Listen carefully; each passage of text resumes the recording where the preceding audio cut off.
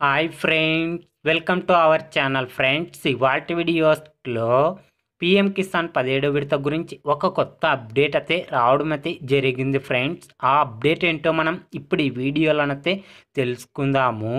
మీరు ఈ వీడియోని ఎక్కడ స్కిప్ చేయకున్నట్ల చివరి వరకు చూడండి ఫ్రెండ్స్. అప్పుడైతే నేను చెప్పేది మీకు అర్థమవుతుంది.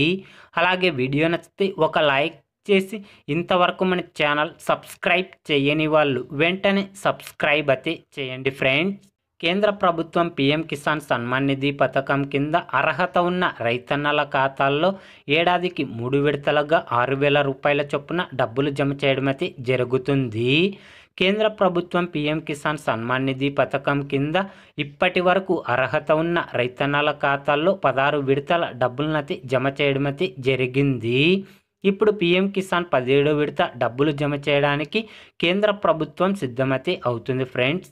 ఎలక్షన్లు ఉన్నందున కేంద్ర ప్రభుత్వం పిఎం కిసాన్ 17 విడత డబ్బులు ఏప్రిల్ మొదటి వారంలో వేయడానికి సిద్ధమైతే అవుతుంది ఫ్రెండ్స్. కాబట్టి పిఎం కిసాన్ 17 విడత డబ్బులు ఏప్రిల్ నెలలో రైతన్నల ఖాతాల్లో డబ్బులు జమ కావడం అయితే జరుగుతుంది ఫ్రెండ్స్. రైతన్నల గురించి ఏ చిన్న అప్డేట్ వచ్చినా వెంటనే తెలుసుకోవాలి అంటే వెంటనే మన ఛానల్ని సబ్స్క్రైబ్ అయితే చేయండి friends. Thank you for watching my video.